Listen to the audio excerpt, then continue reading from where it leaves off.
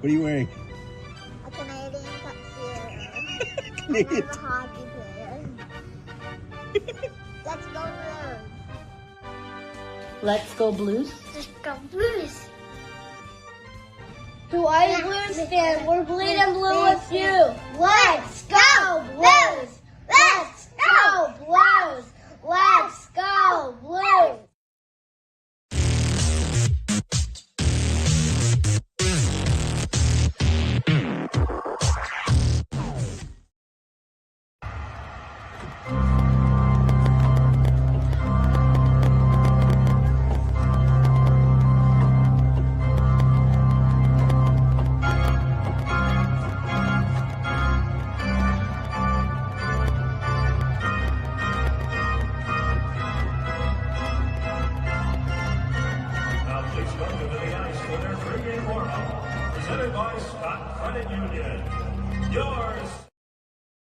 Blueote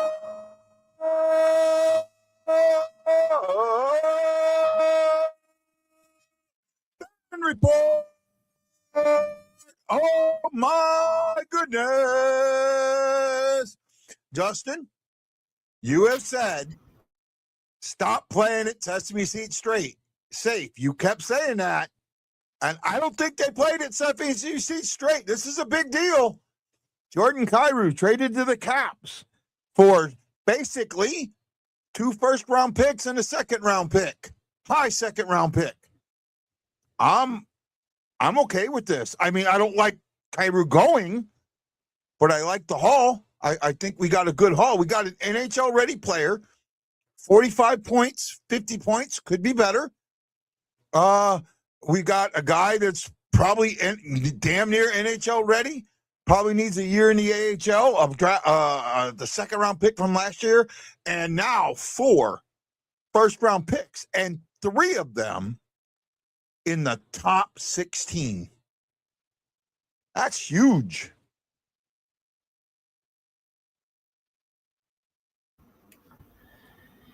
Yeah, I'm gonna go a little different. This is an okay trade. I want to preface this because again I have to shout this from the rooftops, and we talked about this on the show before numerous times. Kyrou's put up 70 points in his career, not once, not twice, 3 times. 3 times he's done that, and he's still in his prime. Obviously the Blues have a direction here. They are going to do one of 2 things after this trade. And this has solidified it for me, is they're going to do one of 2 things, and we'll get into that. Now, I look at the players you got. The players you got were a 4th line forward, and you got Connor McMichael, who, yes, may have some offensive upside. He's a center. He's not great defensively. So, you doing this makes you worse. Now, we'll get into the 2 reasons, or the 2 things that I think the Blues will do with this trade and the links to this trade. But you, as of right now, the St. Louis Blues are a worse team. And I will stand by that. I disagree with that. I disagree with that. I understand what you're saying. Shocking. I do. No. Don't sit there and be a jackass on me. Don't Shocking. Guy disagrees. I'm not ready for that. But what I'm saying is I understand your sentiment. I just don't agree with it. I think the one thing that, and look, and you know, I've been on Kyrou. I did not want Kyrou traded. And I actually wanted one more than what we got. I wanted 3. If you remember right, I said I wanted the equivalent of 3 first-round picks. I think we got very, very near that. But when you say we're worse off, I think I really do think that this number 16th pick gets you number 2. And Chris Jockey had put in the group that with San Jose trading and getting number 9 that maybe now they don't want to get rid of number 2. No, I think they were if you're going like that, you're targeting somebody. I think they're targeting someone that would have been a reach at 2. Now they got 9. They can deal that number 2 pick away and really get something good for it. I think that they're going to deal number 2. I really do. I think they will deal 2 probably before Friday. I think guys are on the phone now, and I think that's what this Kyrou trade does. And again, okay, if you want to say at this very moment we might be worse off, I get it. But you said we needed a 2C. Now we got a 2C. Maybe he's not the best. Hold on. He's not the best 2C, but he's a 2C. Right? He could be a 2C. 25 years old, right in the where you wanted to be age-wise. And you've got another forward that's been playing in Europe that's probably ready to come over. Right? This Milton Gastrin, right? He spent a couple of years. They got him in 25. He's not a UFA till 2034, right? You've got him till 29 as an RFA. He's a young kid. There's a lot of value in that, and you can bring him over right now in the minors, and he could be up this year or next year, depending on where he's at. But he's 19 years old. He strengthens your future, right? Chris Thompson, my buddy from my brother from another mother here in Hawaii. McMichael alone isn't Kyrou, but he's a very good young NHL player. At a recent first-round prospect and another first-round pick, and the Blues are getting 3 significant assets for 1 player. That's kind of like where I'm at. Do you think that this was a safe play? I mean, because it's not. In my eyes, it's not. The safe play is keeping Kyrou. The not being safe is trading him away, trading those points away, and saying everybody else step up. But in the long run, I actually think this is a trade that is better for the player than it is, that it could be better for the player than it is the team. And I will admit that. No one talked about the future being bad. The future's fine. We're not talking about the future. We're talking about right now, in this moment, what you got for him was worse than what Kyrou is worth. What you got for him right now, the first-round picks, what you did, the Blues are going to do one of 2 things, and that is either they're going to take those picks, stack them, and get to the 2nd overall pick, which every fucking Blues fan wants to do, because you guys are so goddamn desperate for a guy who I want as well, but you guys want to prey on hope and not logic, and you want to pray for hope. You guys want to stack those picks. You guys want to go to the 2nd overall. Okay, great. Get Stenberg. Fantastic. I love it. You get the Stenberg brothers here. Fantastic. Will they deliver? Will they become the St. Louis Sedin twins in St. Louis? If they do that, fine.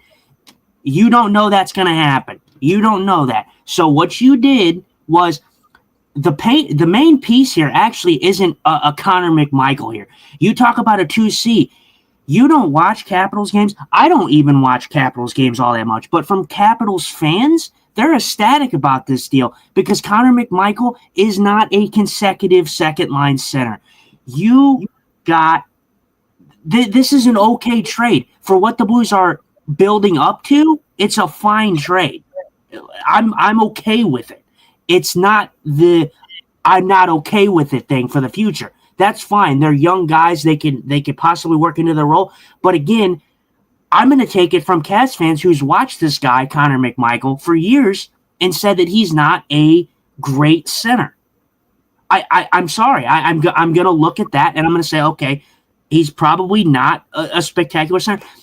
Why go out there? When I say Sesame Street safe, yes, trading Jordan Kyrou is a risky move. You got what you needed. But when I mean not play at Sesame Street safe, I don't mean lower the value of the guy that you're trading away to bring in value that isn't the same value and preying on a hope and pray. Not playing at Sesame Street safe is going after a guy like Elias Pettersson, who's had a career decline in Vancouver because Vancouver's such a shithole. They can still do that. Hold on. That's why I'm bringing it to my second point. The Blues are either going to trade to get up to the second overall pick, or they're going to package at least two of these first round picks, and they're going to go after a big fish in the market. That's exactly what they're doing. Either they're going after a big fish, or they're going to the second overall pick. And I'm telling you right now, Blues fans, if the St. Louis Blues go to the second overall pick and you get Stenberg, yes, everybody's elated. Yes, he's going to probably play for the St. Louis Blues because the Blues have the spot for it. Yes, but I'm telling you right now, the St. Louis Blues, I was confident that this team was not far off. We needed to add a center, a decent center, or a decent left wing, and this team would have been in the playoffs. This team is not making the playoffs. If that happens, if the Blues get Ivar Stenberg and they get up to the second overall pick, the Blues are not making the playoffs because he's gonna have to learn the NHL level. You can talk about, he's played with men, he's played with all these great players. He still has to adapt to the NHL level. Doesn't mean that he's going to be, exquisite right away. Justin Carbonneau, he can have a spot on this team now. Doesn't mean he's going to be NHL ready. He's going to be a great player. Doesn't mean he's going to put up 70 points like Jordan Kyrou can. Doesn't mean that. So, yeah, if you're looking for long-term, sure, the Blues are going to be probably great in 2 to 3 years. But you talked about the St. Louis Blues probably making the playoffs next year too. That's not happening now. That's not happening. I still think they do. Look, it's not that, and I'm not backing off of what I said about Kyrou. I still think Kyrou is, that you're losing that guy. I wanted him to still have that chance, but and you've said this, the media is not going to change. The fans aren't going to change. Well, if it weighed on him this year, plus the injury, it's going to weigh on him next year, right? You know what? Hold on. I wanted to make sure that if we did trade Kyrou, and I kept saying this, that we got at least a substantial or a good haul for him. I know you may not like the haul, but I do. I think this is a good haul. You've got a player. You basically got 3 younger players, one NHL ready now, one possibly NHL ready within a year, and another one possibly NHL ready in a maximum of 2 years. Right? And that's if you move up to 2. If you move to 16, okay, 3 years. I will say this. I'm seeing talking to chat. I'm telling you right now, this absolutely should be the case. If you're the St. Louis Blues, you should be going after a guy like Jason Robinson. You want that right there is not playing at Sesame Street safe. Go after a guy like Jason. I don't care what you're doing now. You need a piece to fill in for Jordan Kyrou. Ivar Stenberg is going to be great, but he is not going to be Jordan Kyrou right away. He's not going to put up 70 points. I'm sorry. It very rarely doesn't happen like that. I'm sorry. I want the kid too, but that doesn't mean that that's going to be the case. And I don't even know if the Blues trade up to the second overall pick. Maybe they just trade down. Maybe they take the. Here's my thing with Robinson. I don't have a problem with Robinson, but I don't want to offer sheet him. I think offer sheet. Well, you don't have to. You got to make a sign. You got to do a trade. You got to trade for him and then sign him. If you offer, that's what I'm saying. Yeah, that's what I'm saying. Offer sheet him, you're hurting yourself, and that's what this post from Kyle says. Is also now you have the room to try and offer sheet Jason Robinson. Jason Robinson is going to cost you 3 to 5 first round picks if you offer for the next 3 to 5 years your first round pick. I'm not willing to give that up. Yeah. You trade. What you do is you take these picks. You take 2 of these first round picks, and you talk to Dallas, and you make a trade with Dallas to get Jason Robertson. I don't care. I've seen so many reports. I don't care what anyone says. I will not. This is what I want. I want the St. Louis Blues to go after. I've heard recent reports that Kirill Marchenko is available. I want them to target Kirill Marchenko. I want them to target Jason Robertson. I want them to target Zach Werenski if it's possible. Probably not likely. I want them to target Bo Byram. I don't care. More likelihood than Rosinski out of Columbus. That's what I'm saying. That's why I said Marchenko first. You need to target Marchenko is incredible. That guy is 25 years old, and he's growing and growing and growing, and he is a beast in this league. Yeah. So he is someone. Light, sound, and geometry. Sorry, I'm getting to this comment, Justin. Light, sound, and geometry says Blues won't get a top 5. You got March wins, which I don't know what that means. The other teams are not trading you a top 5 pick. Blues don't have the pieces to do that. Maybe Tom. Sorry, man. First of all, Thomas isn't going anywhere. And you have pick 11, 15, and 16. I'm telling you, picks 11, 15, and 16 are worth a top 5 pick. 3 first-round picks for a top 5 pick? Absolutely. Another team, if they're targeting somebody lower, they're doing that. I disagree with you on that there. And you look at this, though. The guy brought up a good point. The San Jose Sharks have the 9th overall pick as well. So they already have a pick in the top 10. If they move that second, put it this way. Say the Blues have to package the 11th and the 15th to San Jose. The San Jose Sharks, they wouldn't turn their nose up at that because guess what? They would have the 9th, the 11th, and the 15th pick.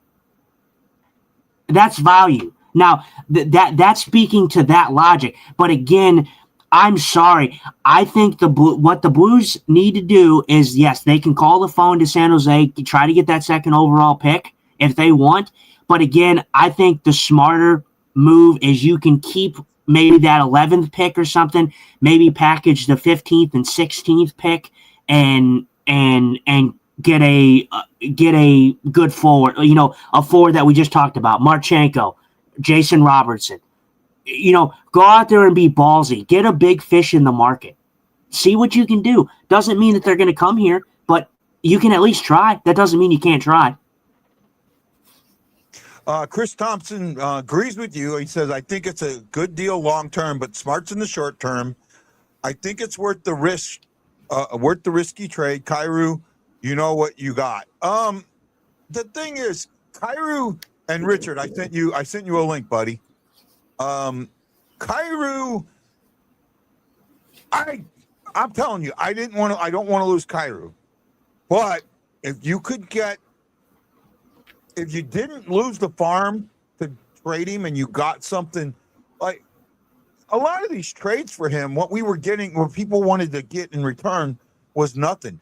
And I said, how many times, Justin, did I say he was worth 3 first-round picks? How many times did I say that? Again, first of all, the other guy, the 19-year-old, he's not a first-round pick. He's a second-round pick. He's a high second. He's the 37th overall. So he's the second, or the 7th pick, or the but still, it doesn't matter. He's still a second-round pick. It's not a first-round pick. But he's really close. He's close. Yeah, but again, almost only counts in hand grenades and horseshoes. So almost is almost. That's fine that he's a high second-round pick, and he's still young, so he could develop. Yeah. But from what I've heard, I don't know. I mean, he could still come in and, maybe find a spot. Maybe he's that type of guy that can take a spot away from a Nathan Walker or Torchenko eventually, a Finley. Maybe he is that guy that is that fourth-line guy that we needed. Who knows? But is he going to be some top 6 guy? Probably not. Well, he's got – I don't think – well, I don't know. If you're picking a guy – if you're taking a forward, in the second round, you're looking at a middle 6 guy at the bare minimum. right? You Well, got to we'll be looking see. at Like I a said, guy. you never know how somebody develops. You never know. He could come in and be fantastic. I mean, look at Robert Thomas. He's a 20th. Yeah. He's a 20 overall pick in the first round, and he's become one of the most underrated centers in the league. So, Yeah, no, it happens. I understand what you're saying. I get it, and I don't hate it. Again, you're putting words in my mouth and saying that I'm hating it for the future. For the future, it's great. For the future, it's 100% fine. But I'm talking about, we talked about on this show how the Blues are not far off. They needed to add a piece or two without giving up a piece like Kyrou. Now you gave up a piece like Kyrou, and you're replacing him with a guy who has not come anywhere close to that production that Kyrou has. true, and I get that. But again, it's I kind of look at it this way. I don't know the guy. I don't know. I haven't looked at it well enough to sit there and know. But I look at the Caps, and it's hard to look at the Caps players and look at their points and go, is there an equivalent somewhere else? Because a lot of the Caps points go through Ovechkin, right? I mean, they lean on Ovechkin. Everything goes through Ovechkin. So lower players might be better than what their numbers are because they're not getting the chances. Just like Tage Thompson here in St. Louis. Everyone says that Tage Thompson was never going to put up those numbers in St. Louis because he wasn't going to get a chance. This guy could be the same thing. Here's a guy that just hasn't gotten the chance because of the way Washington's set up. And again, I don't know. I'm just kind of speculating a little bit. Well, and you see, and I want to play a devil's advocate because I want to go to the other side too. The reason that I seem animated right now, but I'm not extremely angry because I look at the Capitals, like I said, I don't think the Capitals are going anywhere crazy. I know that may sound crazy to people. They just got Jordan Kyrou. I think he's a great player, but honestly, they got a lot of old pieces. I think they're in Washington. Washington's going to be losing Ovechkin here probably after next year or whenever he wants to call it quits, but he's getting older. They got some good young talent over there, but I'm not a Washington believer. So on that side of things, I don't know if I think Kyrou individually as a player will bounce back and be great for them, but I don't know in the long term if he'll actually go anywhere with the Washington Capitals, if that makes sense. Well, so Michael, right, last year, 78 games played, 14 goals, 32 assists, 46 points, basically 0.6 point per game, 30 penalty minutes, 5-on-5 time on ice, 12:44. He did a minute 32 of power play time. He was a full penalty killer, 2 minutes of penalty kill time. His numbers are, believe it or not, if I pulled up Kyrou's numbers, the goals for percentage, they would be very close, right? They would be very, very close. Well, and I think that, like I said, I think that's fine. Like I said, Connor McMichael, fine. You can take him here, and that's fine. You can see if he can develop anything great. He's still 25. He's younger than Kyrou, of course. Again, though, this is where I'm going to say this. The Blues need to go after a big fish. They need somebody to play. Because now what you did, again, this was my whole point about this, is you could have had Jordan Kyrou, and you could have played him with a great center in the middle of him. Now you got a lesser than center, or a lesser than player than Kyrou. I know you said the stats are similar, but Jordan Kyrou has put 70 points up in his career 3 times. Connor McMichael has not come close to that. Yeah. You look at the player that you're getting. You're getting McMichael. You're going to play what? Probably Bush there. Right now you have Suter there. That's not a second line. You need to go out and get a big fish. Marchenko, Robertson. Like I said, doesn't mean they're going to come here. But those first round picks are enticing the teams now. So if I'm the Blues, I'm going out and getting a big fish. I don't care what it is, whether that be a defenseman. I know the Blues have been heavily talked about with Bo Byram a lot. That's been a thing for years now. Again, you need something. A defenseman would be great, but again, I think you have a defenseman, Yurchek, who's almost going to be ready, but I don't know if he's going to play his rookie year this year. But you need a guy that fills that production. And right now with what you have, I love Suter, I love Neighbors, I love Bush. Those guys are not filling 70 points. I'm sorry to break it to you, man. Sorry. This is the one where I'm going to we'll have Richard here in a second. Stand by, Richard. This is the one where I'm going to go. I understand everything you said. However, I gotta ask a question, and you kind of answered it, but it's still got to be asked. Could Bush be that guy? Could Bush be able to have that turnaround year that makes him the guy that picks up that production? Could Bush have a 70-point year? He's not going to get the goals, but could he be the playmaker? And that's the question. Let me bring in my buddy, Richard Campbell, here. I want to hear what he's got to say. Hey, Richard, how you doing, bud? Stressful day today, but hopefully it gets better. How about you? Well, I wasn't planning on a show today, but we got shocked. And what are your thoughts on this Kyrou trade? I'd love to hear it. I actually love it for both teams. I'm a big fan of the fit Kyrou will win in Washington. I think he'll be back to point games, 35 goals. I also like the it gives them even more draft capital. But Michael's gonna be a 60-point guy in my opinion. I don't know anything about the cross, but I like the move. Yeah. So I mean, I don't think that we hate this trade. Well, first of all, I don't think Justin hates the trade. I just think we both did not want to trade Kyrou. I'll say that straight up. I was not a fan. I'm not a fan of trading Kyrou. However, if you're going to trade him, I wanted to make sure that we got a decent haul back. And I think that we got something that we can work with. And for me to sit there and say that we've got a chance of now having 3 first-round picks in the top 16, I mean, you have 3 of the top of the top 15, 10 through 16. You have 3 of those picks. And you have 15 and 16 back to back. There's those 2 brothers that everybody was talking about where one might go high and the other one go low. You might be looking at them at 15 and 16. I personally don't think the Blues are done dealing. I think Bennington will be gone as well, and I think with guys could up in the draft, potentially get Stenberg, maybe. Yeah, that's that's the other thing we were talking about with San Jose. So Chris Shockey, my buddy here, had put in, well, San Jose just got 9.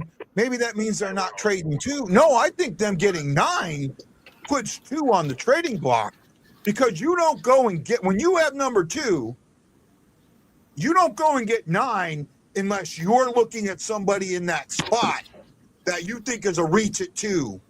So you're going to solidify your spot first, and then you're going to worry about trading down. I think that's what San Jose did. I think they're going to come out of 2. So again, I like I said, there's what's up? Go ahead. Oh, there's many things that I think you also have to look at too.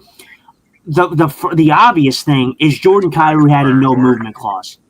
He had the ability to veto any trade. So again, with that, I want to say that maybe, who knows? We don't know. We're not in that locker room. We're not on the phone. We're not talking to Jordan Kyrou. So maybe this was the best deal that they could come up with for Jordan Kyrou to go. Yeah. I think that's an element that we're missing as well. Jordan Kyrou could axe any trade that he wanted. So. Yeah. Maybe Washington was enticing him. I'm surprised Washington was the fit. I thought he would have. The most recent report was he was okay with possibly going to the Islanders. I don't know what the Islanders would have given you. I don't even know if they would have offered you anything for him. But I think that that's a factor. I think that I definitely don't think the Blues are taking. I don't think they're making all the picks. I like I said, they're either packaging them these picks up and they're trying to move the second overall, or they're taking these picks and they're trying to get a big fish in the market. A Robertson, like we talked about, a Robertson, Marchenko. I don't see Larkin coming here, but if Larkin's gonna, like I said, you talked about not wanting Larkin, but Larkin is a hot commodity, whether you like it or not. Yeah. And with the emergence of Kyrou gone, that frees up a spot for a guy like that. He has the production, but the Blues need to get. The Blues need to get a big fish. Like I said, that's just my thoughts. They can try to move up, but I think that benefits the future, not right now. Well, here's the other thing that needs to be considered with this. The pick and the two guys we got, no salary got transferred. Mm-hmm. Michael is actually just on it coming up. He's an RFA, and his qualifying offer is only 2.1 mil. Right? That's all you got to do. That's all you got to qualify him with is 2.1 mil. He's not a UFA until like 2000. He's still got a couple more years before he hits that UFA. So he's got 2 more years. I think next year. Next year he's got. So he's at that bridge point.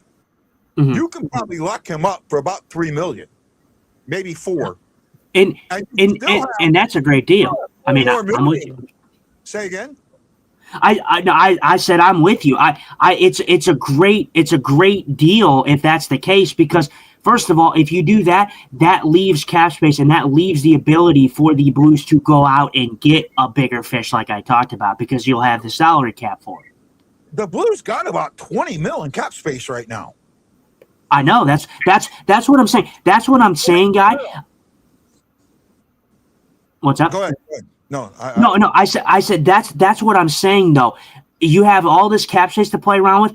A not playing at Sesame Street safe move would be to go out and try to get a big fish. Not that you're going to get one, not that it's confirmed, but if you have all that cap space, you're able to throw this. Don't throw the money around willy-nilly. Like, don't give someone a freaking Kaprizov contract, of course. No. But like you can go out there and throw money, because the way I view it, guy, $10 million, you have the cap space now. Even with a couple of guys that you got to sign, McMichael one and a few others in there. But you're still going to have, let's say, realistically, $16 million of cap space. You can throw a $10 million offer out to somebody. That's more than enough to say that this is a guy. Now, I'm not all for it. Robinson's a great player, but I'm not paying him more than $10 million. I really not. I'm not dumping 14, 15 million in this guy. Well, again, let me point out like this too.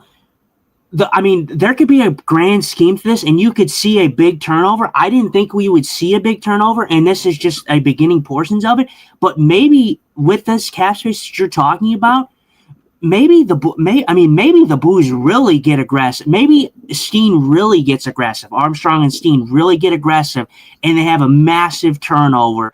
And say with this money, instead of signing a guy like Jason Robertson for $12 million, they go out and sign they get Marchenko in a trade. That's a little bit of captures. And then they go out there and get Pettersson maybe on a retention. So then you're looking at, a Pettersson. You're looking at 2 pieces possibly on this team, or a defenseman, or you could talk about Bo Byram and then maybe Marchenko. So something. Maybe you have the cap flexibility to get 2 more pieces on this team. Maybe the Blues do that. I don't disagree with that. I want to look at this. Are you still with me here, Richard? You still good? You still good, bud? Yeah. The way I want to look at this, I'm actually a big fan of the idea of. Go ahead, Ben. You're a big fan of what? Sorry, Richard. Go ahead. I was. No, you're good. I'm a big fan of the idea of St. Louis retooling, actually. Right. Of doing the getting two guys with that money. Yeah, so, getting two guys. Is that what you mean? A little bit. What this trade did. Well, what I think this trade did more than anything else. Are you still with me, Richard? I'm sorry, bud. I think he's lagging. Yeah, he's lagging a little bit. I'm with you. I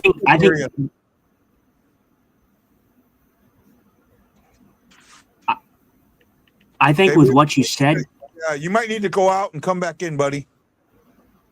I think with what you said, Guy, I think this move frees up that cap space that it will give the Blues some flexibility.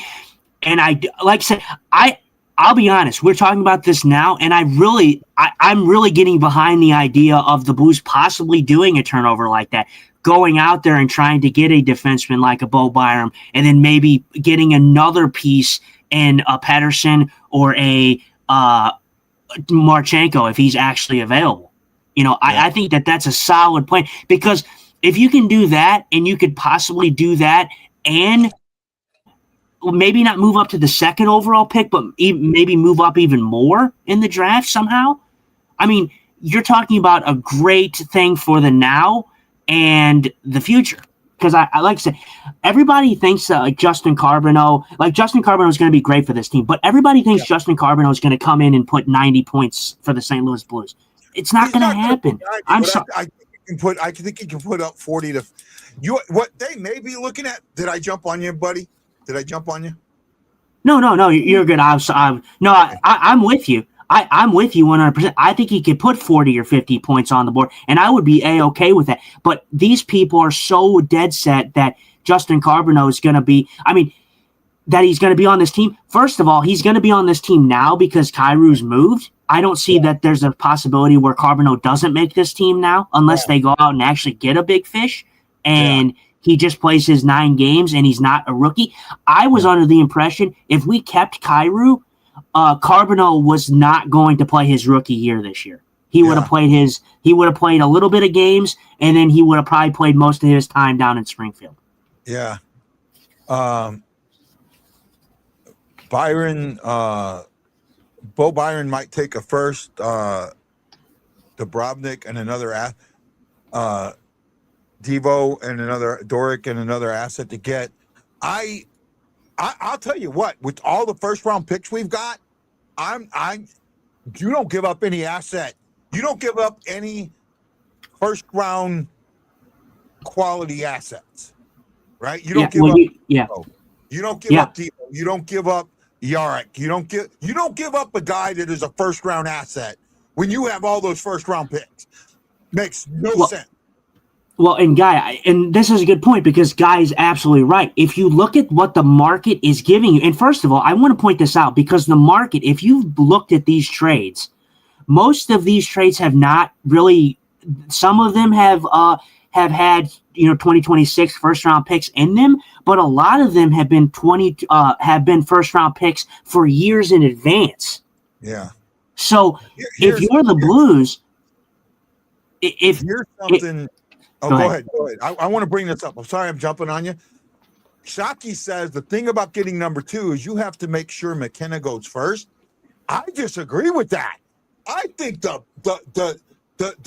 golden situation would be you get number 2 and Toronto takes Stenberg. You take McKenna, whether you want him or not. You take McKenna, and then you trade McKenna for a shit ton. Because everybody thought McKenna was going to be the guy. You trade McKenna. Now, I'm saying this is the reaching for the pot of gold scenario. By the way, Marianne, what did you miss? Jordan Kyrou was traded to the Washington Capitals for McMichael. I forget the other guy's name, and the number 16 overall pick this season. I will tell you what that is here in a second. Let me try and pull this trade up. I will say what Guy was saying. I can tell you with certainty. Shockman, I love you, bud. I'm telling you right now, McKenna is that is the one thing I'm absolutely positive of. McKenna is going to the Toronto Maple Leafs. Toronto is not passing on McKenna. I'm telling you that with 120% certainty, and I have no allegiance to the Toronto Maple Leafs at all, but McKenna is going to Toronto. That's 100% in my mind. Everything after that is hearsay. Yeah. But Sorry he's going to Toronto. Are you back, bud? Yeah, I'm sorry about that. I don't have great internet connection. No, Richard, you're fine, buddy. You know that. You and me, you're my brother from another mother, and you know that, bud. So you're good. You're one of them guys that good. So greatly appreciate you. And like I said, almost every time you ask to come on, I'm gonna let you, unless it's something like particular, right? Like where it needs to be just me and Justin, I'm gonna let you on. I know it. So did you hear what I said about someone had brought up the thing about getting number 2 is you have to make sure that McKenna goes first. And I'm going, well, wait a minute. I think if I'm looking at this, I'm going, if I got 2 wanting Stenberg and Toronto decides to fuck me, pardon the language, and take Stenberg, I'm going, yeah, buddy. I'm taking McKenna, and then I'm putting him out there, and I'm trading him for as much as I can get. Because I know that there's a shit ton of teams that would give their right nut, their left nut, and their right leg to get McKenna. Am I wrong? Yeah, I think wrong?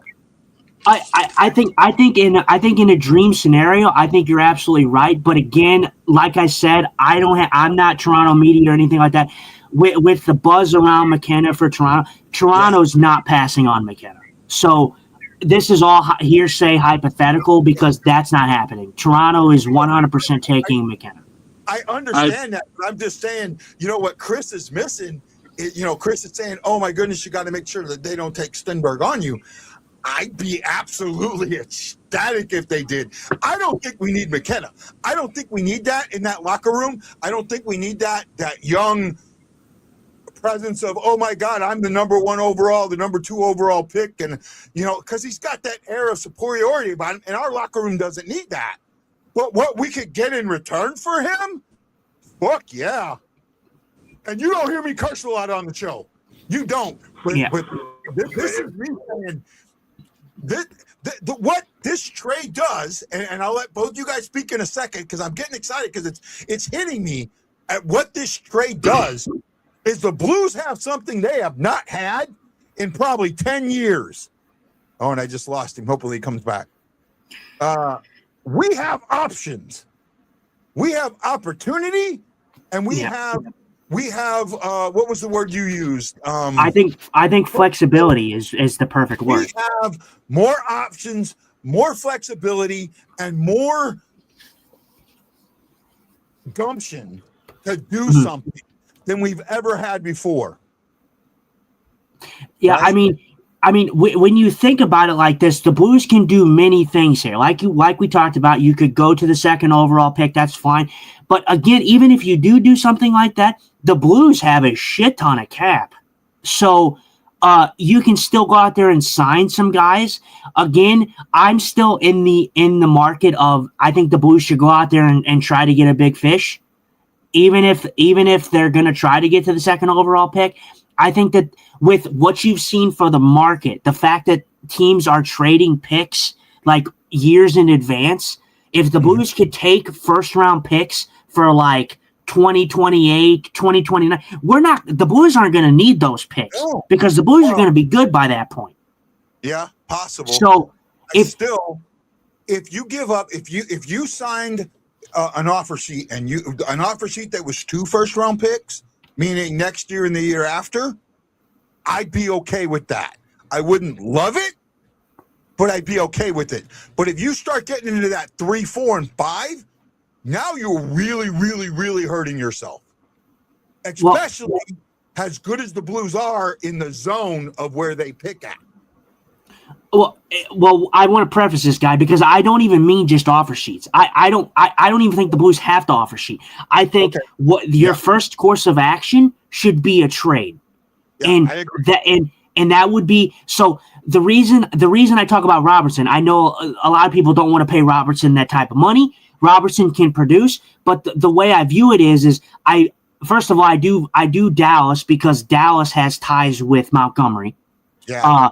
And everything like that. And Armstrong has the some history there as well. So that's an option. I think Elias Pettersson's out there, obviously, Kirill Marchenko, or the Blues could pivot and get a defenseman that everybody's been wanting and clamoring for, because I think the Blues are going in the right way on the defensive side of things, despite what people are saying. I think Logan Mayhew's going to develop. I don't know if he's going to be a top pair guy, but he played great with Philip Broberg. But Broberg, imagine if you can get a guy like Bo Byram and you can play Bo Byram with Philip Broberg. I mean, you're talking about something spectacular. And you still have a Parayko who's playing on the second pair defense.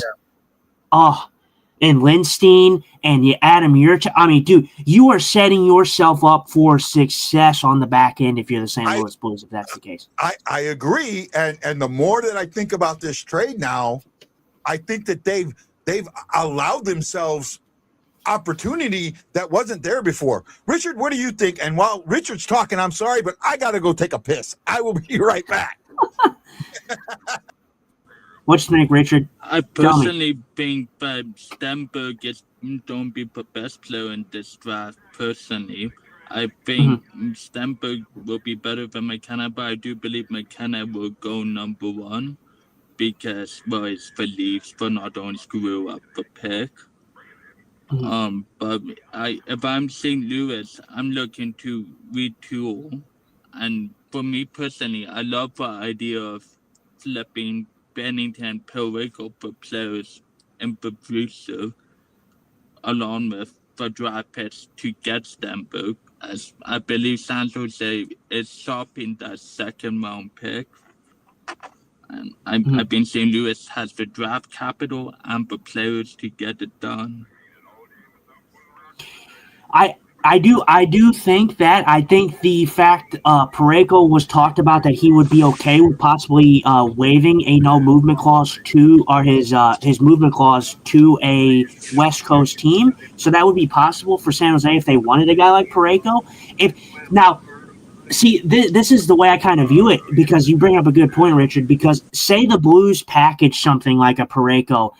If you package a Parayko, that lessens what you'd have to give up to San Jose to go to that second overall pick. So say you wouldn't have to package 2 first-round picks. Maybe you would, but maybe you would only have to give up 1 crucial first-round pick, in the top 16, or you and the 29th overall pick that the Blues have, and a Parayko or something like that if they were interested in that. Now, is that something I would want to do? Not really, but the thing is okay. Guy, I want to point this out, because I said that I like where the Blues defense is going, but Parayko said that he would possibly waive his no movement clause to a West Coast team. San Jose is a West Coast team. They're on the up and up. I don't think that San Jose is a West Coast team. I think Parayko is, if he's going somewhere, he doesn't want to go into the same situation. And if he goes to San Jose, he's actually going into a worse situation than what he's leaving. I'm just going to interrupt here for a minute. But I'm having trouble.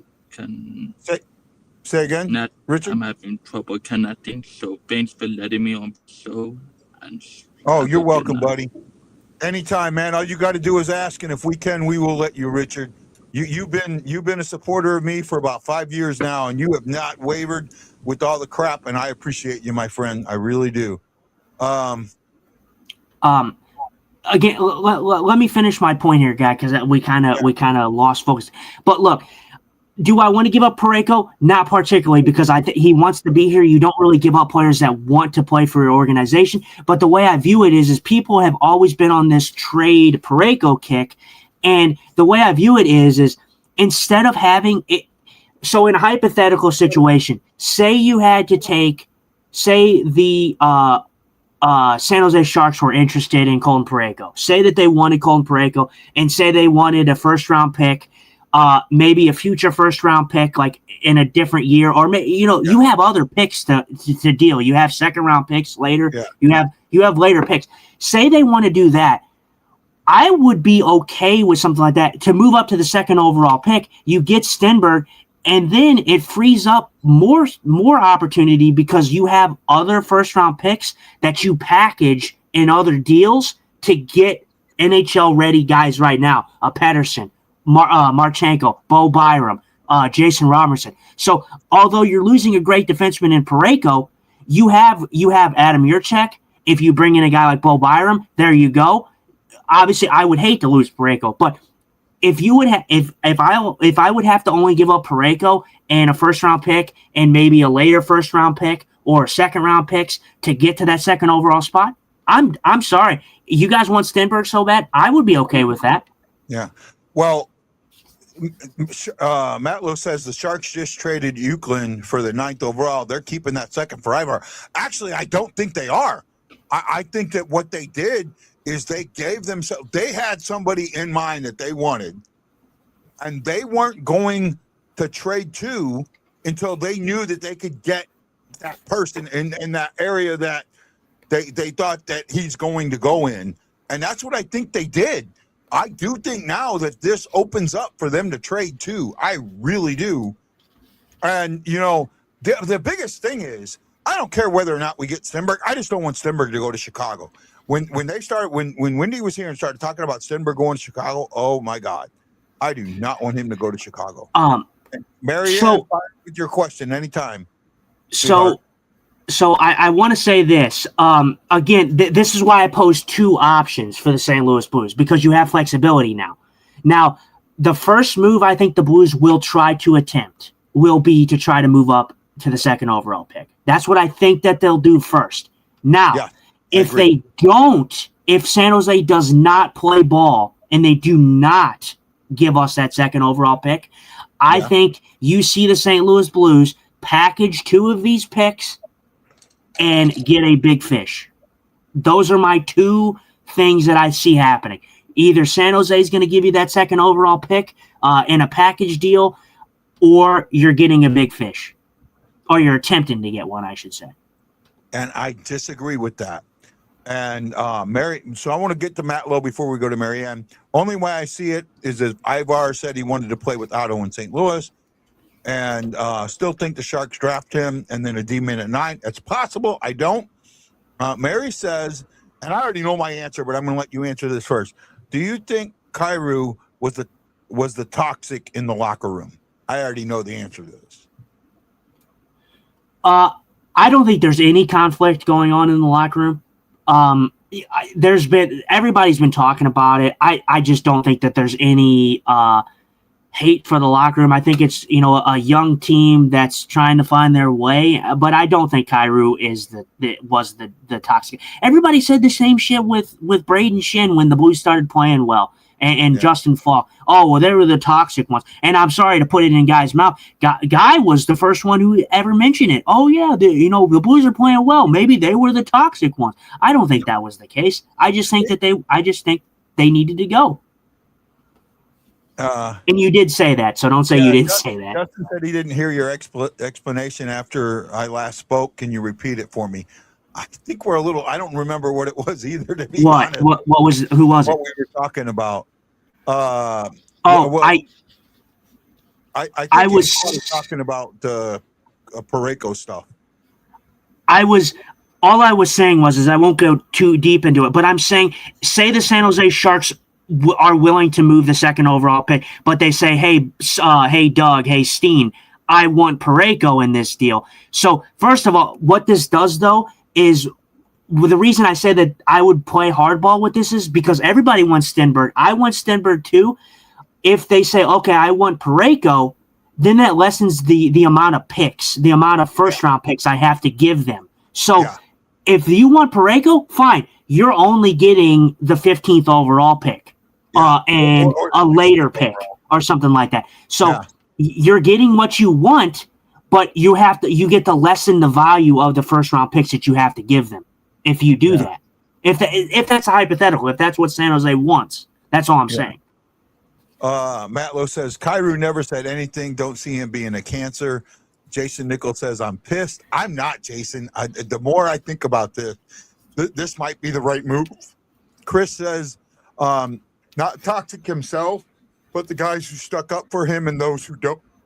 It could have created a toxic situation. He wasn't toxic, but the situation got created was toxic. I said that. And Mary brought this up earlier, and I didn't get to it, but now is a great time to get to it. She basically says, what do you do with Benny? Do you keep Benny or do you go with another goalie? I know Justin disagrees with me with this. And I wanted to say, Justin, I was thinking about this earlier. Hey, don't say I disagree with you, because I may agree with you, but you have to get into what you're talking about. Okay. You and me we've had a dynamic that it's taken this year to figure out. I think in the last 2 weeks, we have finally learned how to disagree with each other. Mm-hmm. You know what I mean? Mm-hmm. We're disagreeing with each other, but we're not being adversarial. And we were being adversarial in the past. And I think that we've gotten over that. And we've understood how to listen to each other. And I think that's a great thing, and it's going to make the show better. Right? Mm-hmm. I really do. And I wanted to put that out. So what I would do with Bennington, right, is I'm keeping him at the beginning of the year. And I'm not making any decision on him until at least January. And at January, I'm looking at where we're at in the standings. Okay? If we are in a playoff spot, definitely in a playoff spot, and we're like almost locked in a playoff spot, he is going nowhere. If we are on the fringe of a playoff spot and our goaltending is solid, and I think that I can get another solid backup, a goalie for goalie exchange, then maybe I look at trading him. But I am willing, because of who Bennington is and what he has done, I am willing to walk him through the end of this contract. And at the end of it, if he decides not to sign a 1 or a 2 year deal with us and go elsewhere, I'm okay with that. I know everybody's like, but you can't just let him walk for nothing. You know what? The guy's earned it. I'm sorry. The guy's earned it. And especially if he puts you into a playoff spot with really solid, solid goaltender play. I'm not, because I don't think we have the backup. I don't think we have somebody to back up Hofer yet. And I think Hofer's a year away. The year after, the year that Bennington would be gone, is the year I think Hofer's going to be, I can take the lead now and and mentor a younger guy. I've been mentored enough that I can mentor somebody else. That's my view on it. And so I don't think Benner's going to be the backup. I think it's going to be a 1A, 1B. They're going to split the net. I don't think this is going to be a 2-1 deal. They're going to split the net. You're going to see that. Okay, so getting into my thought, I don't disagree. So I when you said I disagree, I don't disagree here. This is not what I disagree with. Okay. So we talked about this before. We've had this dynamic on this show. You think Hofer's maybe not ready. I think that that is definitely his net right now. It doesn't mean I devalue Jordan Bennington. Okay. Now, the way that I view this is, I think Jordan Bennington's on this team. For me, I think most people view this Jordan Kyrou trade, and say, okay, well, Bennington's going to be gone next. I actually view it oppositely, because the only team that I've heard recently that are inquiring about Jordan Bennington is the Florida Panthers.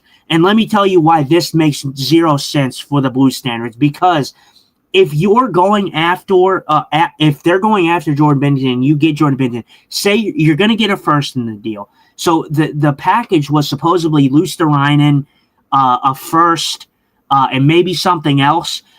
Now, the reason I'm not doing this is because, first of all, the Blues don't have a goalie that's ready.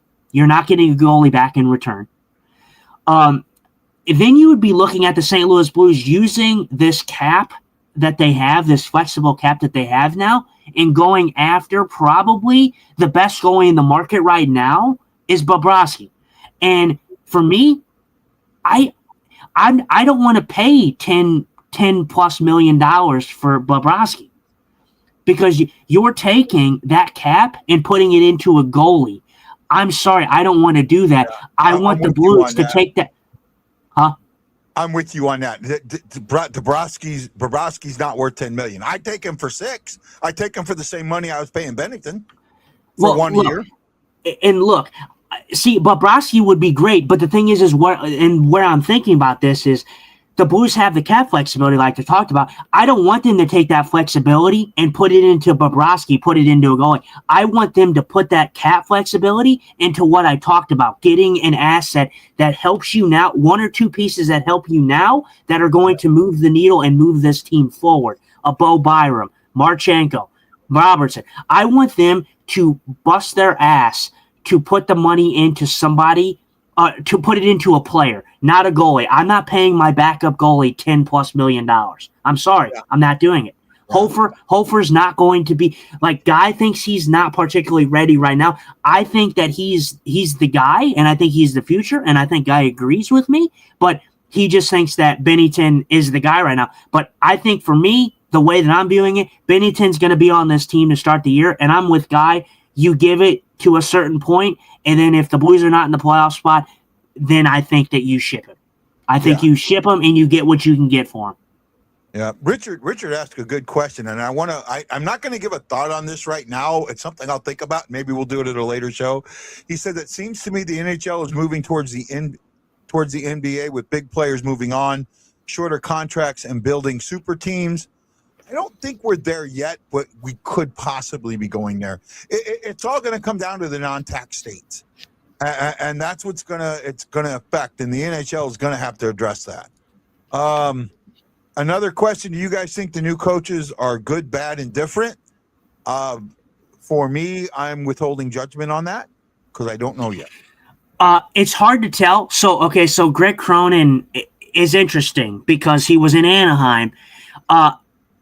I think it's going to be interesting, but I think the thing that I think, is it Craig or Greg? I think it's Craig, right? Yeah. Or is it Greg? It's a Cronin, okay? Yeah. I think what Cronin is going to do for this team that the Blues desperately needed is accountability.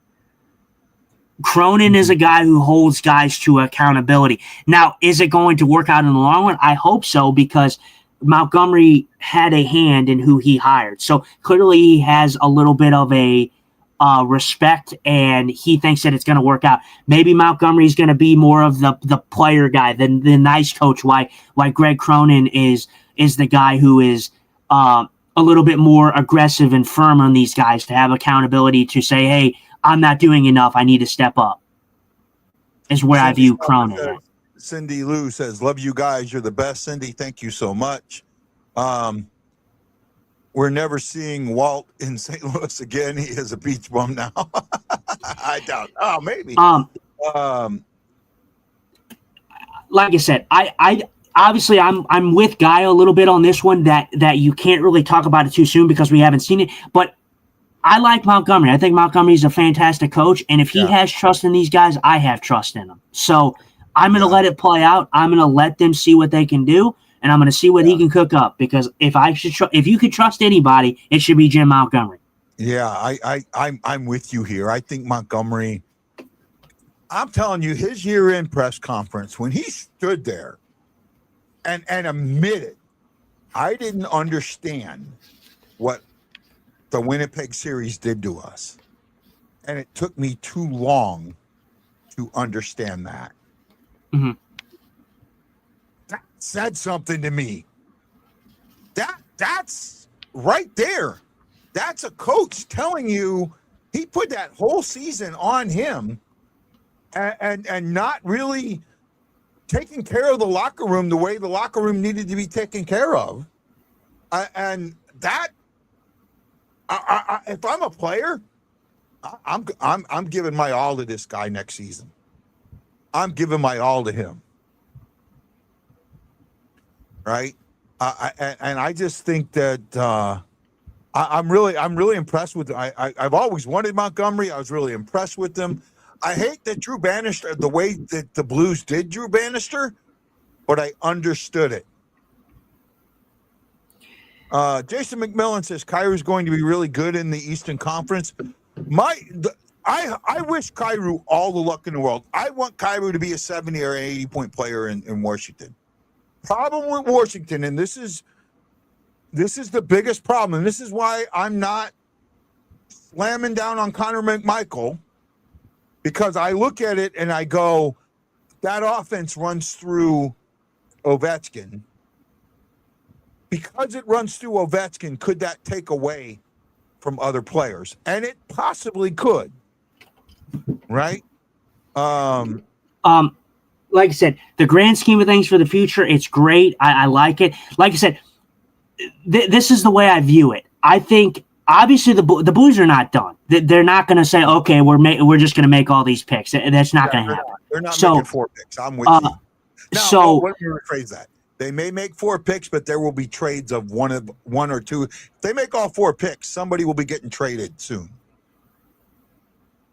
Yeah, I think, like I said, I think for me, I really think the Blues should go out there and like you said, they have the opportunity of a lifetime now. They have the bull by the horns, literally in every aspect here, to where they take these trades. They take these opportunities to go up and maybe move up in the draft, or they take these with the flexibility of the trade, the trading chips that you have, the trade capital that you have right now, the draft capital, and you take them and you get some big fish in the market. Obviously, you're not going to get a boatload of them, but 1 or 2, like I said, I think probably if you're the Blues, you probably are targeting a defenseman and you're targeting a forward, and. Yep. I'm sorry. Like I said, I think I'm kind of with my thought process, Guy. I know you said, oh, no to trading Parayko.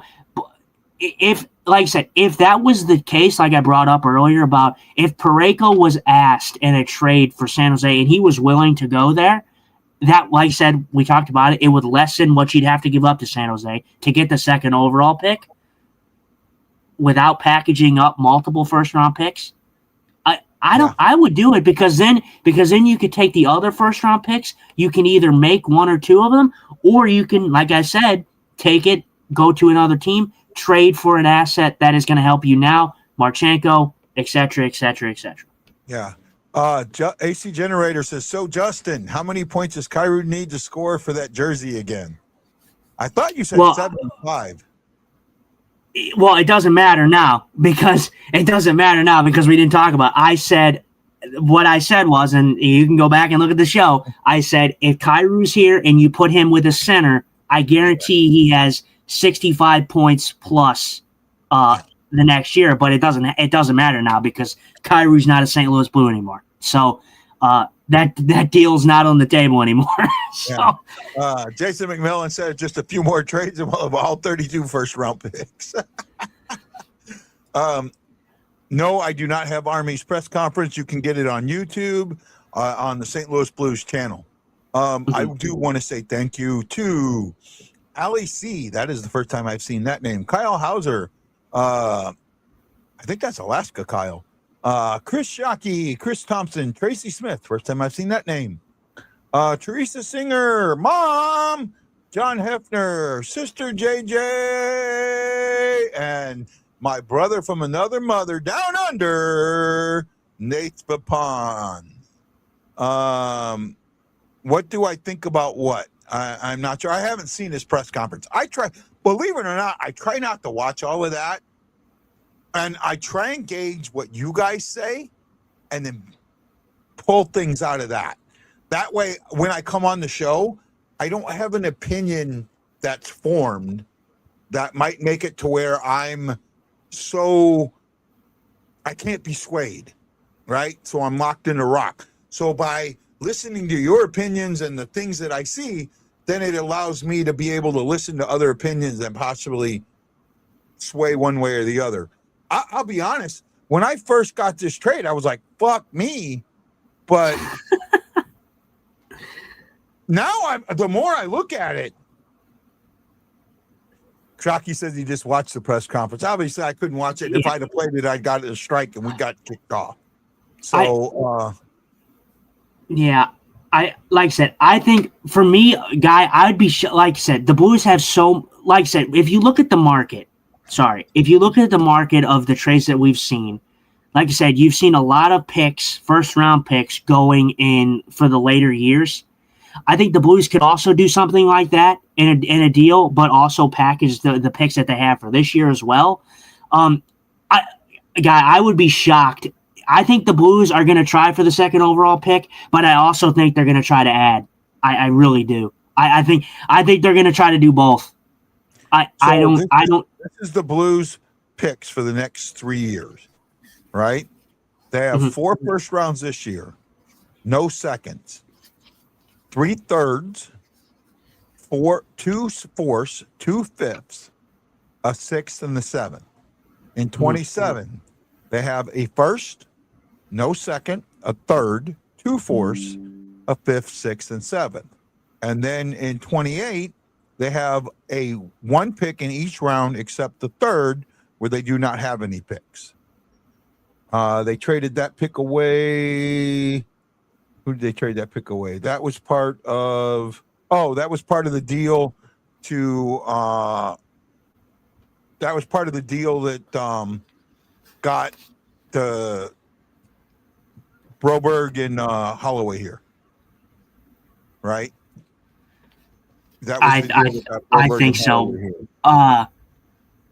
But I think, like I said, I think like we talked about. I think we discussed this perfectly to a T. We listened. You listened to me. I listened to you. Yeah. We talked about it. I think the dynamic is pretty similar here. But the way I view it is, I think that the Blues, like you said, have a huge opportunity here, and I think the Blues are going to try to do both. I really do. I talked about having one of 2 options. I think if the Blues are smart, I think that they're going to try to go for that second overall pick. If they get that second overall pick, don't be surprised, Blues fans, if you see more moves, because I think with what you're seeing in the market currently, the Blues could take a 2028 first round pick, package it to a deal, because by that point, the Blues should be good. The Blues should be competitive. They shouldn't need a first round pick. Yeah, but the only problem is they're so good. They're so good at drafting in that 20 to 24, 25 spot that it's hard for me. I value that pick as good as the Blues are picking there than I do the 14th, 15th, or 16th pick, because I know how good the Blues are drafting there. And I think they're fantastic. AC Generator says, my fortune cookie at lunch read, big change ahead. Your lucky numbers are 11, 15, 16, and 29.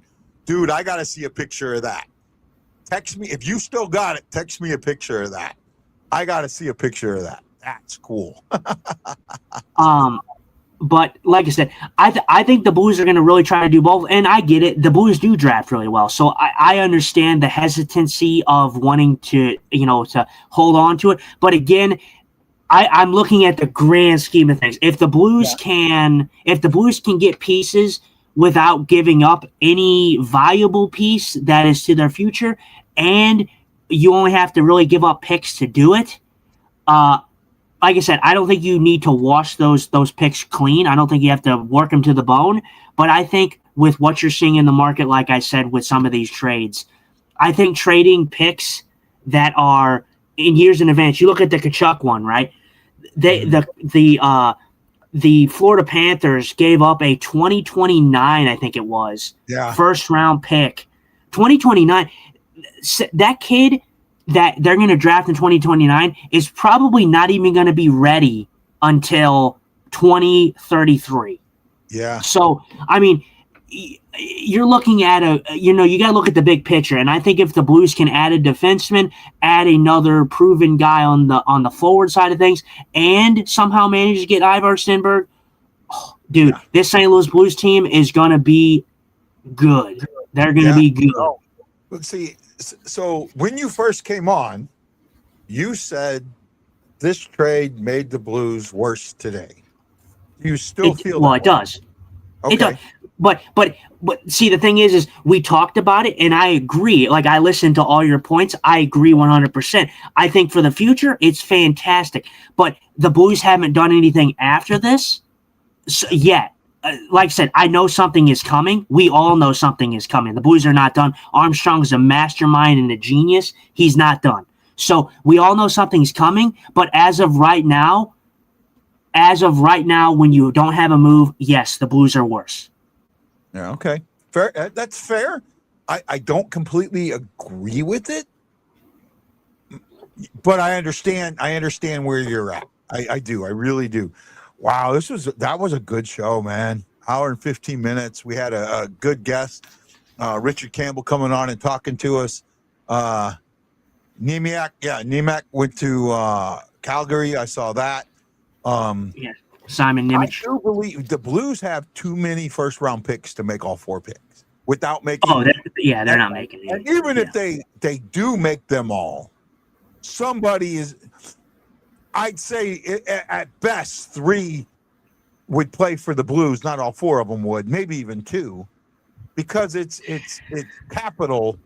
It's trade capital, right? And like you said, you want that big player. Well, to get that big player, you need that trade capital, and that's what the Blues have right now.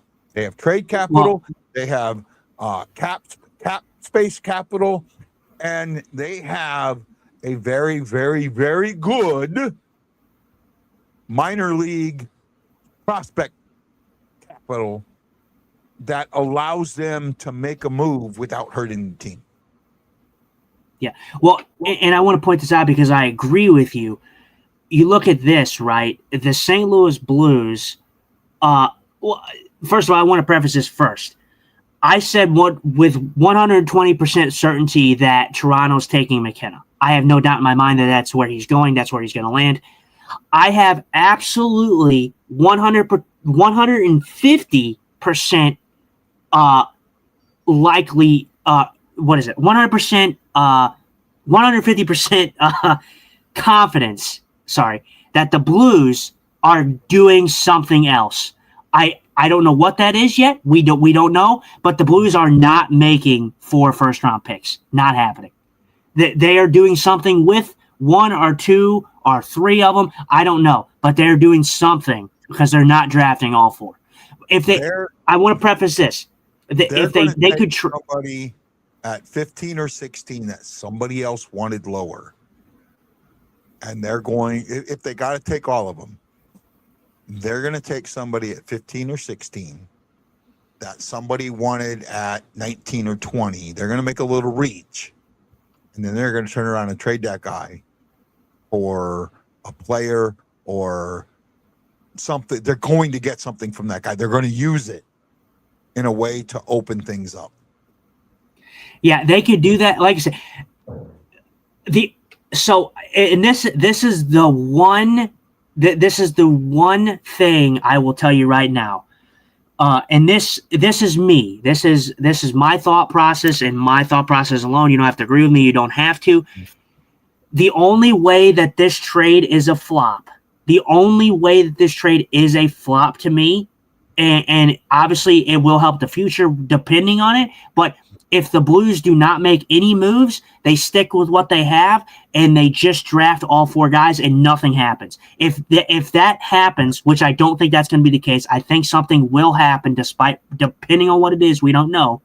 Yeah. But that would be the only way this trade is a fail to me, is if the Blues just say, okay, I'm not doing anything. I'm just drafting all 4 first rounders and just doing that. Then you're telling me right now, after that, is you're going for a rebuild. That's what you're telling me. Okay, so the Blues right now, so they have $22 million in cap space, right? Mm-hmm. This is what they have to sign. They have a UFA in Justin Hull. I don't see him coming back. I really don't. He probably walks, depending on it. If you can sign him for maybe like $750K, maybe. Okay, he was making $3.4 million. He's not signing for that. Well, he is older. He is an older defenseman. He's 34, but he's not signing for that. He's signing for close to what he was making. I'm almost sure of it. Okay, right? Well, if that's the case, then no, he won't be back. Yeah. Then you have Oscar Sundqvist, 32 at 1.5. Sonny will be working for the St. Louis Blues as a consultant or something like that. He's going to live in St. Louis. We already know that, but his time with St. Louis is over. Now you have 3 RFAs.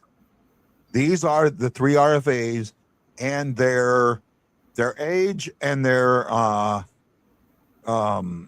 qualifying offer.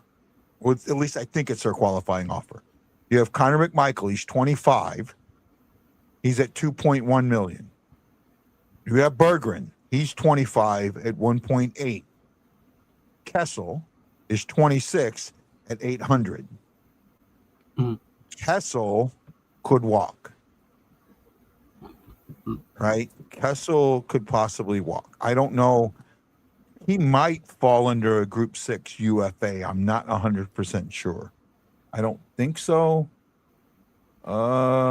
No, he did not. He got enough time, so he doesn't fall under a Group 5 or a Group 6. And Kessel was one of the guys. And some of these guys, like I said, some of these guys are guys that the Blues could use for packages as well. Yeah. You know, that if the Blues are smart, I'm using, obviously these guys aren't, needle moving pieces, but they're depth guys, and teams need depth guys. So the Blues can easily package these guys up, I think. So you take, let's just, for example, say you take, you get Michael at 3 million, Berggren at 2, that's 5, and you keep Kessel for $1 million. All right. So that's 6 million. So you take the 6 million off, and you still have, and I think my math's right, 17 million or 16 million. You still have 16, almost, so you're at 20, you're at 22.9. So you're almost 23 million. So you're going to have close to 17 million in cap space. Yeah, guy, like I said, for me, buddy, I know you're not in the big market for paying a bunch of, big guys, big money. And I don't think you have to give them a Kaprizov contract, but with that amount of with that amount of cap flexibility, I think you should probably be in the camp of me. If the Blues don't sign a bigger name piece, I don't know what they're doing, because I think with that cap flexibility, you need to add a piece or two, because that's a lot of cap space where you can get a proven guy. I don't know if you need to get a $10 million player. I think with 16 million, get 3 $6 million guys and have some cap space. Elias Pettersson would, if you retain salary, I think he's making about 8 something. Yeah, he'd be making about 8 million. I got to look this up. I don't think you could. I think you can only retain salary for 2 years. But you have to. If you retain salary, it has to be for the life of the contract. So this might be a contract where you're not eligible to retain salary. I don't know for sure, but I want to point this out too. With this move, though, with the cap flexibility that you have now, a contract like that is not as bad as you think it is. Yeah, because you'd be paying him pretty much almost identical to what you were paying Kyrou, maybe just a little more.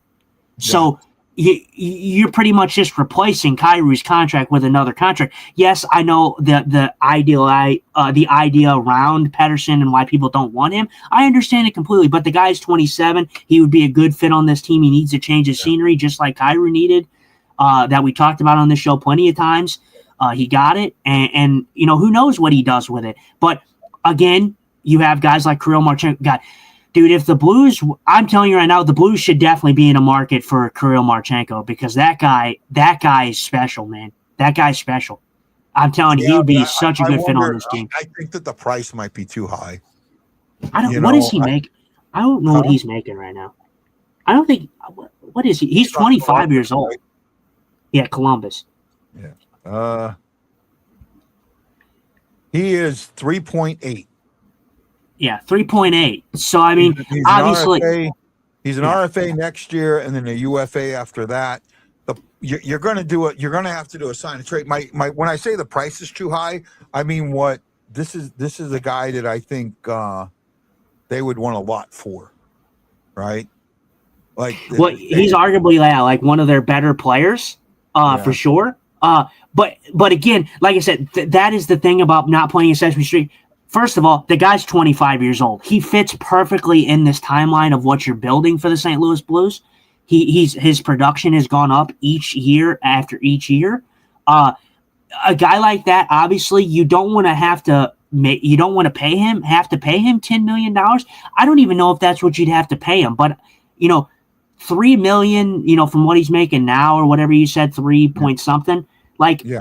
I feel like you probably are not going to have to go up past 10 million. I don't even think you may have to even touch 10 No, million. you could probably who get him knows? for 6. You could probably get him for 6. Oh, if you can get him for 6, if you can get him for 6 or 7 million now, I'm taking it. He's at 3.8. He's not going to become a $10 million player. Exactly. Okay. So that's what I'm saying. I think the Blues, I think that would be well worth it in there. Like I said, I don't know if it's gonna happen. I don't even think Columbus will be interested, will possibly ship him. But Frank Cirelli made the report, and we all know that he's a big guy in the space. I can see even moving Zorinsky, even though he's got a full no movement clause, but he's only got 2 years left on that contract, and it's at 9.5. I mean, you could retain some salary on that. Since it's only 2 years. Excuse me. But Rosensky's 28 as a defenseman. Oh man, that's a tough one. Yeah, see I don't know and if I'm paying him, if I can get you to retain $3 million of that and I'm paying 6, I'd be okay with that. But anything else, I don't think I'd be happy with that trade. So the way I view it, so say, like I said, I was only really focusing on Marchenko because I think Marchenko fits this team perfectly. He's a blue collar guy. He's very skilled, very crafty, sneaky speed. He's Russian. I think he'd be a great player. I think Werenski would be a great player here for the St. Louis Blues as well. But again, I only focused on the one because I think it's more realistic given his cap flexibility. I think the age, obviously, Werenski only being 3 years older. Is okay for a defenseman. I mean, he would be a great defenseman. He'd be an offensive defenseman for this team. But I think Marchenko fits this team better. But if you were to package these two guys up, say you packaged Marchenko and Werenski in a deal, you would be looking at the St. Louis Blues really have to give up a haul for both guys. And you'd have to have Columbus retain some salary like you talked about. Yeah. But I mean, I wouldn't hate it. I think there would be two great players for this team. But I just don't know I think what you have is perfectly fine to get it done. But does Columbus want to play hardball? I don't know. Yeah. I completely understand, man. What a show! What a day! Had a lot of fun, man, and good dynamic we got going. Let's keep it going. We'll be here Friday. I think the draft is like 6 St. Louis time, so I think that's 1:00 my time, something like that. So we'll be here for that. I went to go get the draft thing today, but one of my teeth blew out, so I've been dealing with that. I'm surprised I talked for as long as I did with my teeth hurting like it is. But so, go ahead. With what we've seen so far and how big this has been for most teams involved in this offseason, I think that this easily has been one of the biggest off seasons in recent memory. Yeah. For the NHL, especially. I say going back to the last Tkachuk that was traded. Probably. But even then, I don't know. I think that was probably the one biggest move. Like, this has had a lot of big moves in it, like a lot of big blockbuster trades happening. So I think the same year that Tkachuk got traded is when the Johnny Hockey Gaudreau left Calgary. Okay. Yeah. I mean, it might have been, but I think that this has definitely been probably the biggest one since then, and definitely in recent memory. This one has, and we're only getting started because we still have to sign guys like Larkin. We still have to sign guys like Robertson. I mean, there's so many big fish out in the market, and with the reports of some of these guys being available still, we talked about other guys. There's other guys in the market as well that the St. Louis Blues could target. I know you talked about I think you said that you were okay with possibly getting a guy like Trocheck, depending on what you'd have to give up for him. But you have a guy like Trocheck, who's a great blue-collar guy that would fit perfectly on the Blues. You have guys that are maybe a little bit lesser in name, but I think still great players. So Blues have options, man. Here's my issue with Jason Robinson. And again, just putting this out there, not saying I don't want him, but it's got to be done the right way. His qualifying offer is $9.3 million. Mm-hmm. So even if you trade him, right, you have to give him a deal of a minimum of $9.3 million. So, you've got to have you got to make sure that you know, and if he wants a 6-year contract at $10 million or $12 million, now I'm stepping back a little bit. I know how great he is. I know he's a 90, point per game player, 96 points, 100-point player. Just gotta be worried about it a little bit. You know what I mean? Well, and I'm with you. See, if I'm booking this perfectly, if I'm the St. Louis Blues, and I say, okay, who would I rather go out and get? I think Robertson's a great player. I think the production speaks for itself. I think he would definitely produce on this team. Yes, the cap or the money that he wants is definitely high up there. But again, that's the new NHL. I'm not surprised on why a guy like that would want that type of money. But if I'm the Blues, I'm doing the one of two things. I'm either going after Marchenko itself and Bo Byram, both of them, or I'm going after a package deal with Marchenko and Werenski. That's what I'm doing. I'm going after a forward and a defenseman if I'm the Blues, and I'm trying to move up to the second overall pick. Trying to do all three of those. Obviously, I don't know if that's going to be possible, but I think that's the best course of action for the St. Louis Blues. They try to get up to the second overall pick. If they can't, then they can't. But then you still, go after the player. Yeah, then you can go after the player, or like I said, I think realistically with the flexibility that the Blues have now, and with some of the contracts of some of the guys, I think the Blues could pull off all three if they're smart. Yeah. They could. They got to, if you do it right. Again, and I want to say this before we go. I mean, I know we're at an hour and a half now of a show we thought we'd do a half hour on. My dream scenario, the dream scenario is this. We get that number 2 pick. We trade a couple of picks, maybe a player or whatever. We get up to number 2, and then Toronto fucks everyone and goes and takes Stenberg with 2, and then the Blues have McKenna sitting there or take Stenberg at 1, and the Blues are sitting with McKenna at 2, and we don't need McKenna, but there's so many people that are lusting after him. You take McKenna, and then you start dangling that bastard, and everything that you gave up to get the 2, you will get back in trading McKenna. So you will end up getting more than what you lost to get that spot. I want to bring this up. Shockman, I get what you're saying, but Thomas is locked up for right now. The cap is only going up, and it's going to be going up. I'm not worried about this right now. It's far enough down the road. I saw that. That's why I didn't put it up. Oh, sorry. Well, I just wanted to point it out because Shockman, he's a good guy here. So I'm not worried about that. Thomas will have his money if he needs it. First of all, Thomas, this contract, he's locked up until the 30, right? Yeah, I think so. So 30. So by that point, Robert Thomas will be 31, I think, 32, something like that. Yeah, he's locked up through 30, 31. So 26, 27, 28, 29, 30, 31. He'll be 31 turning 32. Yeah, so he'll be so I know what your thought process is, and I think he'll still be a great player, but at that point, 32, the cap's going to be up, so I don't have this will be into the future, so we don't know what the Blues cap situation will be at that point, but I'm not worried about that at all. So the Blues need, like I said, Guy is 100% right. They have flexibility. They have the bull by the horns, and I think the Blues should do those three things. I think that they should try to move up to the second overall pick.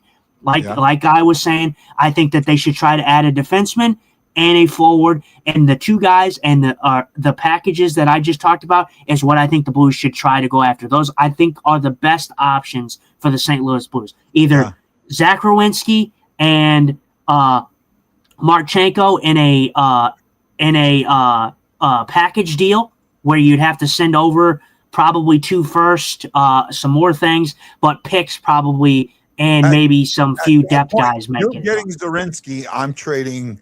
I'm letting Parayko go. So, well, and that's what I'm saying. So, with that being said, that's why I was saying that if you can do all 3 things, because if you can offer, say, Parayko will waive it to San Jose, I guarantee you would probably have interest in Colton Parayko. So you take Colton Parayko, you have to lessen the value of what you give San Jose for that second overall pick. You get the second overall pick. You get Stenberg. Parayko's gone. I'll miss him. Love him. But then you go out and you package. You either get Zach Werenski and Marchenko, or you go after Marchenko and you go after Bo Byram. One of the two. I think that's the 2 best options, I think, for the St. Louis Blues. Unless, like I said, you go after a Pettersson or you go after a Robertson. But again, I'm with Guy.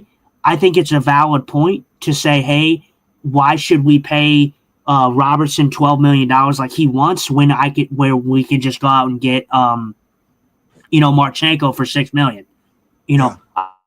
I think that's pretty logical point there. Yep. And again, but that's just the way I view it.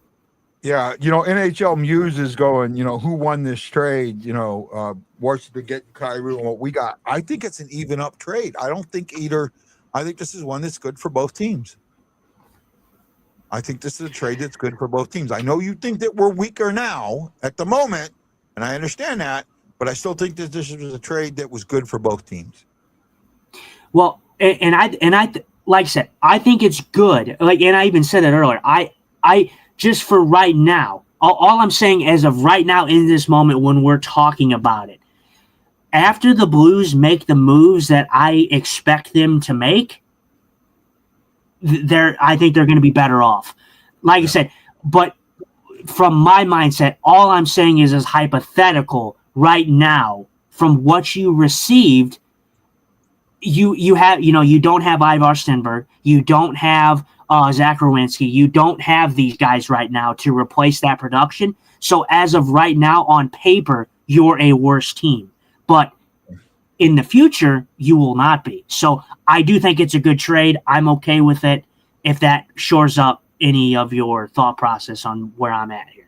Yeah, no, I like I said, it's not that I don't agree with you. That I don't understand where you're coming from. It's just that sometimes just because we lost the 70 points means that we may be getting we kept asking, well, how are you going to replace the 70 points? And I think the Blues may be replacing it in the aggregate, right? Bringing in McMichael, bringing in Carbonneau, right? Bringing in Stenberg, bringing in Lindstein. These guys, these newer additions, these 4 additions to the roster are where you're going to get those points and more. That's what I think is going to happen. I think you're right. I think the future is very bright. But again, this is what I talked about with a guy like Justin Carbonneau. Everybody thinks this kid's going to come in and put 70 points on the board, and we talked about it, and you agreed with me. 40 points, 50 points. I can see it. I think he's a good enough player. I think he's a good enough player to reach a 70 points at in his career at some point. But again, you're talking about the NHL, and you're talking about prospects and young kids. Not everybody comes in and puts up 90 points like Connor McDavid does. And even then, when Connor McDavid first came in the NHL, I don't think he put up 90 points. Yeah, it is a learning curve. I love Justin Carbonneau. I think he's great. I talked about it a lot. I think he was one of the best Blues in training camp, but I don't think he's going to come in and put up 70 points.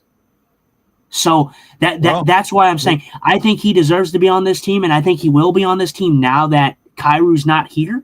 I think he will probably play, depending on whether or not he plays his rookie year or not. I don't know. But again, I'm still going with the overall picture, and I'm going with Blues get second overall pick, and they get a forward and a defenseman. And I don't mean depth. I don't mean bottom six guys. I mean top end guys. Yeah. A top forward and a top six forward, I should say, and a top pair defenseman. That's exactly what I'm doing if I'm the Blues. I don't think you're wrong. I don't think you're wrong. Like I said, the more I look at this trade and the more I look at the flexibility that's there, the cap space that's there, the draft picks that are there. We have more draft picks than any other team. We have 13 draft picks. We have draft equity, and that equity can really be turned correctly, especially if you have a team that is very good in the third and fourth and fifth rounds. There are a lot of teams out there that they know that in the first round they're going to be in the bottom, so they hone themselves in the middle rounds, third, fourth, fifth round. We have 7 picks in rounds 3 through 5. 7 picks. That's equity that you can really, really work with. Especially if you know teams that are good in that area, you can get a player. You can get a really good player for those picks. Right? Yeah. Like I said, I think in the grand scheme of things, overall, it's going to be okay for the future. I'm okay with this trade. Like I said, I think I'm with you. You know, both teams, I think this is a fine trade for both teams. I think it's good for both teams. You know, they get a 70-point guy in Kyrou. I think he's going to bounce back. I think he's going to have a great individual career from now on. I think the looming St. Louis media, the looming fans who bitch and complain constantly, they got what they wanted. But all I'm saying now, Blues fans who bitch and moan and cry about Kyrou, I don't want to hear any more bitching. I don't want to hear any more crying, because I'm going to tell you that I'm not coddling you anymore. So you got what you wanted. So don't be bitching and crying if the Blues are struggling to find that scoring. That's all I'm saying. Yep, I'm with you. I understand that, and I agree. All right. Well, guys, what a show! Hour and 42 minutes, and really, I thought we'd do a half hour on this. I did not think that we would go this in depth, but hey, it was a great conversation. We talked about a lot of stuff. We understood. There was some really good back and forth, and we had Richard Campbell join us for a little bit. Thank you. We had Chris Shockey join us yesterday. We're going to start opening up to our fans, the people that we know, a little more about coming on the show with us. Again, this is people we know. This is people that we trust. I'm not just letting any Tom, Dick, or Harry come on the show. And we are working on a few possible interviews. We got some kindling in the fire, and we're going to see if it brings some smoke. All right. With that being said, I guess, Justin, it's time. You know, how do we end the show? I think we got to ask, where are the girls? Let's go Blues. Let's go Blues. What are you wearing? A Canadian tuxedo. I'm a hockey player. Let's go Blues. So I got to know, Blues fans, are you ready for the question? Blue Note Fan Report faithful, are you ready for the question? Last but not least, Justin Eagle Eye Scott, are you ready for the question? I'm ready for the question. I gotta know, who is late for dinner? Where are the boys? Where are they at? Hawaii Blues fan, we're bleeding blue with you. Let's go Blues! Let's go Blues! Let's go Blues! This is Guy, the Hawaii Blues fan, for my co-host, Justin Eagle Eye Scott. A big special thank you to our guest, Richard Campbell, joining us to talk about the trade, to Chris Shockey, who joined us yesterday, and to all of you who watch us. Give us a thumbs up and tell people that we're your podcast, your vodcast. We love you to death. This is Guy saying, you got to know that I am bleeding blue with you. And any move or not, I will always love the St. Louis Blues, and as always, let's go Blues. This is Guy and Justin saying aloha mahalo, and we'll see you next time on the Blue Note Fan Report. Should be draft day, but who knows what Armstrong and Steen are up to.